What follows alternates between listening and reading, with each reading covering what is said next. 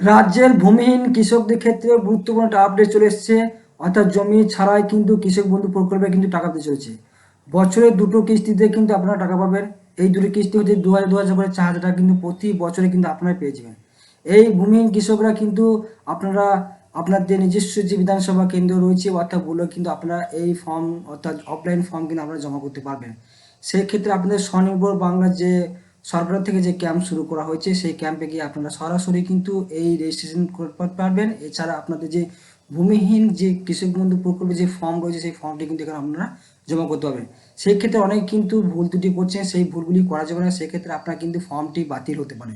তাই প্রত্যেকে ফর্মটি ফিল আপ করার আগে যে সমস্ত ভুলগুলি করা যাবে না সেগুলি আজকে ভিডিওর মাধ্যমে জানিয়ে দেবে। আজকেই কিন্তু স্বনির্ভর বাংলার ক্যাম্প কিন্তু শেষ ডেট। আপনারা যে সমস্ত ভূমিহীন কৃষক রয়েছেন তারা এখনো পর্যন্ত জমা করেনি, তারা আজকেই কিন্তু ভূমিহীন কৃষকের জন্য যে ফর্ম রয়েছেন তারা প্রত্যেক কিন্তু স্বনির্ভর বাংলা ক্যাম্পে গিয়ে জমা করে দিন। এবং যে সমস্ত ভূমিহীন কৃষক রয়েছেন অলরেডি জমা করে দিয়েছেন ফর্ম, তারা কি করে জানবেন আপনার নামটি অনলাইনে এন্ট্রি হয়েছে কিনা, সেই স্ট্যাটাসটি কীভাবে চেক করবেন, সেই সমস্ত তথ্যগুলি কিন্তু আজকের ভিডিওর মাধ্যমে আপনাদের লাইভ প্রুফ কিন্তু দেখিয়ে দেবে। অবশ্যই ভিডিওটি প্রথম থেকে শেষ অবধি মনোযোগ করে দেখবেন। এবং এই চ্যানেল নতুন অডিয়েন্স এবং সদস্য হলে অবশ্যই চ্যানেলকে সাবস্ক্রাইব এবং ফলো করতে ভুলবেন না। প্রতিনিয়ত আমরা জানবো যে যে সমস্ত ভূমিহীন কৃষক রয়েছেন স্বনির্ভর বাংলা ক্যাম্পে ফর্ম জমা করছেন এবং ফর্মের ক্ষেত্রে আপনাদের কিন্তু বিশেষ কিছু ভুল ত্রুটি রয়েছে, সেই ভুলগুলি কিন্তু আপনাদের করা যাবে না।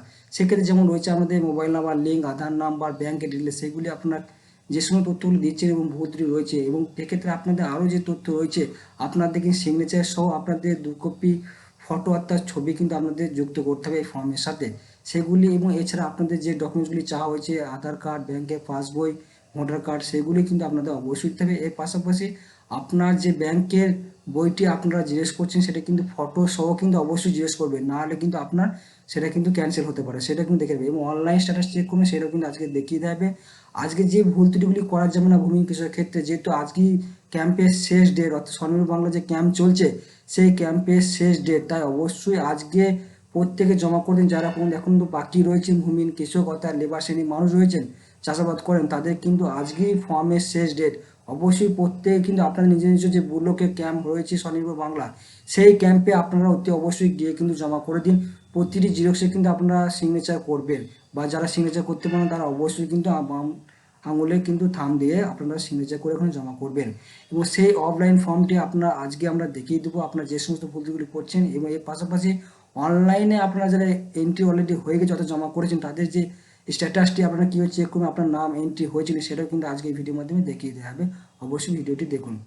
এই যে ফর্মটি দেখতে পাচ্ছেন প্রত্যেকে যে ভূমিহীন কৃষকদের ক্ষেত্রে অর্থাৎ পশ্চিমবঙ্গ সরকার কৃষি বিভাগের তরফ থেকে এই ফর্মটি কিন্তু আপনাদের প্রকাশিত করা হয়েছে।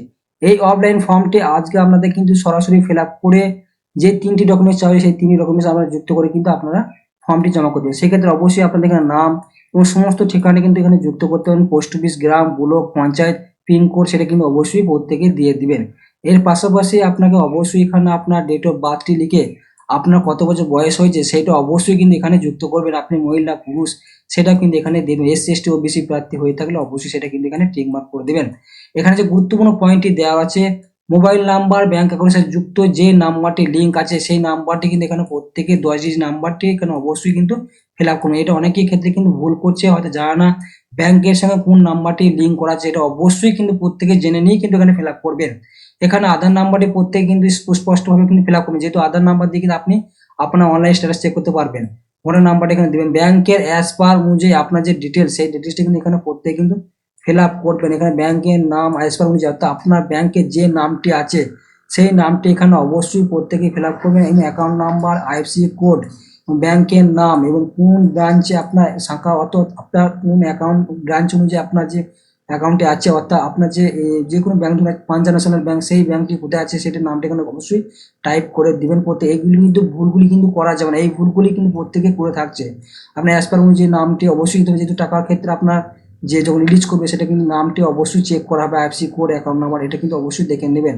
এখানে অবশ্যই প্রত্যেক কিন্তু বেশিরভাগই কিন্তু সেভিং অ্যাকাউন্ট হয়ে থাকে, যেহেতু কৃষক খেনুজ যে সমস্ত রয়েছেন তাদের কিন্তু অ্যাকাউন্ট সবসময় কিন্তু সেভিং অ্যাকাউন্টে কিন্তু হয়ে থাকে। এখানে অবশ্যই কিন্তু গুরুত্বপূর্ণ বিষয় যে দেওয়া রয়েছে ফটো সহ ব্যাংকের পাসবই ছবি, এটা কিন্তু অবশ্যই অর্থাৎ জিনিস যেটা করবেন আপনি আপনার ব্যাংকের পাসবই সেটা কিন্তু ফটোটাই সহ কিন্তু জিনিস করবেন, সেটা কিন্তু অবশ্যই দেখে নেবেন।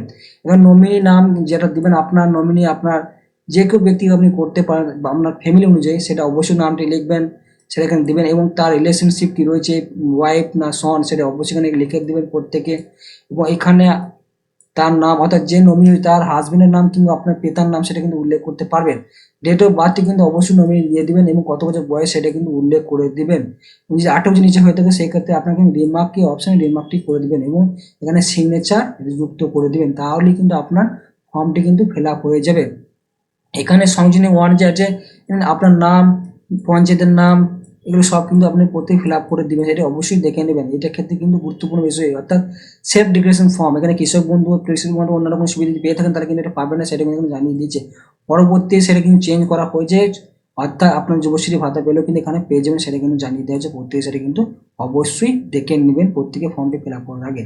এবং এখানে যে গুরুত্বপূর্ণ বিষয় যেটা অনুযায়ী কিন্তু এখানে আপনাদের অবশ্যই ফিল আপ করতে হবে। এখানে নাম, এখানে বাবার নাম, এখানে গ্রাম পঞ্চায়েতের নাম, গ্রামের নাম, ব্লক এবং জেলার নামটা এখানে অবশ্যই কিন্তু আপনাকে সুন্দরভাবে কিন্তু ফিল আপ করে দেবেন। এখানে এছাড়া গুরুত্বপূর্ণ যে বিষয়টি রয়েছে ক্ষেত মজুরির যে রুলস অনুযায়ী এখানে আধার নাম্বারটি প্রত্যেক কিন্তু ভালো করে ফিল আপ করবেন।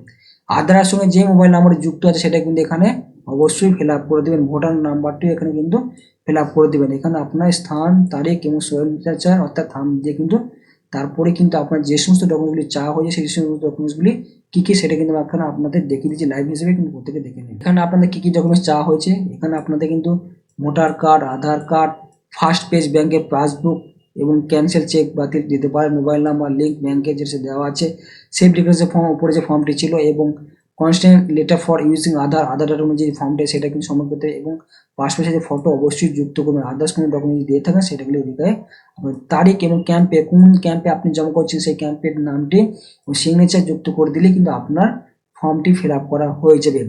এরপরে আপনার আজকে এই ভিডিওর মাধ্যমে জানবো যে সমস্ত ভূমিহীন কৃষক অর্থাৎ লেবার শ্রেণীর মানুষ রয়েছেন অলরেডি ক্যাম্পে ফর্ম জমা করে দিয়েছেন, সেই সমস্ত ব্যক্তিরা আপনারা অনলাইনে আপনাদের স্ট্যাটাসটি কি হয়েছে কোনো এন্ট্রি আপনাদের অলরেডি হয়েছে কিনা সেটি কি করে জানবে বা রেজিস্ট্রেশন হয়েছে কিনা সেই তথ্যটি জানার জন্য অবশ্যই আপনাকে 3টি প্রসেস কিন্তু আপনি করতে পারবেন। সেই 3টি প্রসেস কি কি রয়েছে আপনাকে অবশ্যই এই ওয়েবসাইটের মাধ্যমে কিন্তু আপনাকে জানতে হবে। এই ওয়েবসাইটে আসার পর আপনাকে কি করতে হবে, এখানে যেমন ওয়েস্ট বেঙ্গল গভর্নমেন্ট দেওয়া আছে চেক অ্যাপ্লিকেশন এবং এছাড়া দেওয়া আছে নিউ অ্যাপ্লিকেশন ফরম্যাট ডাউনলোড করতে পারবেন। এখানে আপনার দেওয়া আছে কিন্তু অ্যাকনলেজমেন্ট নাম্বার, অর্থাৎ ওখানে রেজিস্ট্রেশন করার পর যে নাম্বার আছে সেই নাম্বার দিয়ে চেক করতে পারবেন।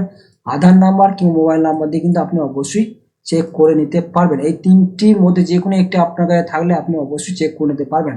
আজকে আমরা লাইভ প্রুফ হিসেবে মোবাইল নাম্বার দিয়ে কিন্তু আজকে আমরা চেক করে দেখে নেব, অবশ্যই আপনারা দেখুন।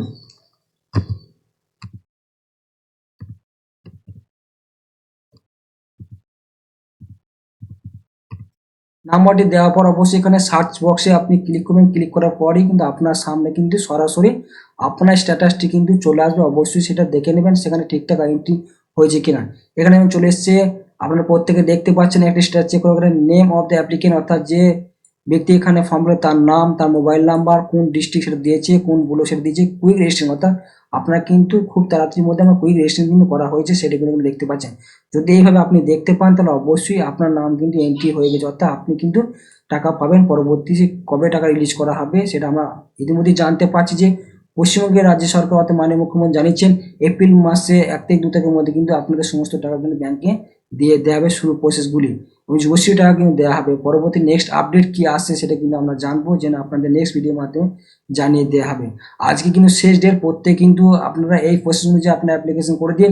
যারা এখনো পর্যন্ত চেক করেন স্ট্যাটাস তারা কিন্তু এইভাবেই অনলাইনে কিংবা মোবাইলের মাধ্যমে চেক করতে পারেন। মোবাইলে চেক করার সময় অবশ্যই যে 3 ডট অপশনে ক্লিক করে আপনারা ডেস্কটপ করুন, তাহলে কিন্তু এইভাবে প্রসেসটি আপনারা দেখতে পারবেন ভালোভাবে। চেক করে নিয়ে কিন্তু আপনি জানবেন আপনার প্রসেস কমপ্লিট হয়েছে কিনা। যদি না হয়ে থাকেন তাহলে 2-1 দিন ওয়েট করুন, আপনার কিন্তু নাম কিন্তু এন্ট্রি হয়ে যাবে। এইভাবে সম্পূর্ণ প্রসেসগুলো আপনি চেক করতে পারবেন। অলরেডি কিন্তু ক্যাম্প হয়ে গেছে, আজকে শেষ ক্যাম্প, প্রত্যেকে জমা করে দিন। এবং আপনাদের এই ভিডিওর মাধ্যমে অফলাইন যে ফর্মটি যে ভুল রয়েছে সেগুলি দেখিয়ে দেওয়া হলো। এর পাশাপাশি অনলাইনে যে স্ট্যাটাসটি আপনাদের চেক করে দেখে হলো সেক্ষেত্রে আপনাদের অ্যাকনলেজমেন্ট নাম্বার কিংবা আপনার আধার নাম্বার কিংবা আপনার মোবাইল নাম্বার দিয়ে আপনি চেক করে কিন্তু যে ওয়েবসাইট রয়েছে যে ক্ষেত মজুরি, সেই ক্ষেত মজুরি ওয়েবসাইটে গিয়ে আপনারা কিন্তু সরাসরি ওখানে চেক করতে পারছেন।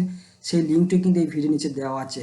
এইভাবে কিন্তু আপনার নাম এন্ট্রি হয়েছে না সেটা আপনি দেখতে পারবেন। কুইক সেটা অপশনটিও কিন্তু ওখানে দেওয়া আছে, দেখতে পারবেন। এবং এই চ্যানেলে অবশ্যই আপনার ভিডিও যদি ভালো লেগে থাকে অবশ্যই চ্যানেলটিকে সাবস্ক্রাইব কমেন্ট করতে ভুলবেন না। ধন্যবাদ। দুই একদিন ওয়েট করুন, আপনার কিন্তু নাম কিন্তু এন্ট্রি হয়ে যাবে। এইভাবে সম্পূর্ণ প্রসেসগুলো আপনি চেক করতে পারবেন। অলরেডি কিন্তু ক্যাম্প হয়ে গেছে, আজকে শেষ ক্যাম্প, প্রত্যেকে জমা করে দিন। এবং আপনি কোন জেলা থেকে দেখছেন অবশ্যই কমেন্ট করবেন। আপনার কোনো প্রবলেম থাকলে অবশ্যই কমেন্টে জানাবেন, আপনার কমেন্টের মাধ্যমে অ্যান্সার দিয়ে দেবেন।